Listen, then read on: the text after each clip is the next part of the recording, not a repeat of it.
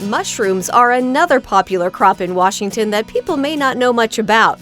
Today we're at a farm in Duvall to see how the process works. Tucked away in the trees, the team at Sno-Valley Mushrooms mixes science with a whole lot of fun. So Will and Rowan working together, selling mushrooms, growing mushrooms. Will, Rowan, and their team grow different mushroom varieties, including shiitake, blue oyster, and piopini. Their high quality all begins with where the mushrooms grow. They basically are growing on this sawdust that we get from the mill and that we allow to decompose before we formulate the substrate with it. The substrate is the block of material that will become home to the mushrooms. So we get the right mixture of grain and bran and sawdust in there and add water. Logan is our master substrate hydration specialist. Wow, it's an intuitive process. That's an awesome title. Done with 4-gallon buckets. Yeah. But don't let their relaxed nature fool you. The entire process is extremely scientific. So yeah, we were making a synthetic log, but I mean we're using natural products, and we're kind of cheating by using steam to sterilize it in our gigantic pressure cooker over here. They sterilize the substrate to kill off any fungus like mildew that could compete with the culinary mushrooms. If it's shiitake mushrooms versus local aggressive mildew, the shiitake are going to lose every time. Once sterilized, it's time for the mushrooms to meet the substrate. So this is our inoculation room. This is a sterile facility. Yeah, why is it all... We have to keep there a positive pressure of very clean air, like it's filled with a balloon of HEPA-filtered air, so that no mold spores can get inside the facility.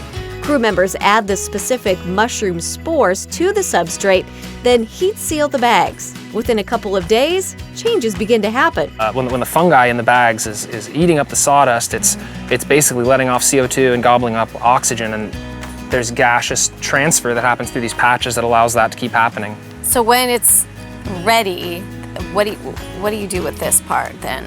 I'm gonna show you. We take it to the grow room and we take it out of that bag. Whoa! This is like a fairyland. You bet. And as you notice as you walk through the door, it's much cooler in here and it's much more humid. The air feels a lot different. Feel it, you're right. So the bags have been opened. At this point, we're looking at some beautiful blue oyster mushrooms that have been opened up. These oyster mushrooms live out their whole life cycle in the plastic bag, as you see. And it's really the opening of the bag and the exposure to oxygen in this wonderful human environment in here that really stimulates them and triggers them to fruit. Why we want to harvest at that prime time is because the mushroom will have a longer shelf life, a little bit better texture in the pan. It'll be a little bit firmer. Well, Logan's gonna show me how to harvest, right? That's right. As you can see, like these guys are really young.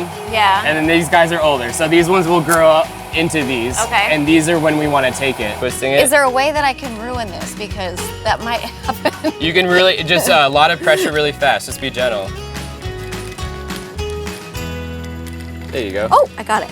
After I finished up my job, it was time to say goodbye. Will and Rowan, thank you so much for showing me around Sno-Valley Mushrooms. I had no idea that this is how you do it.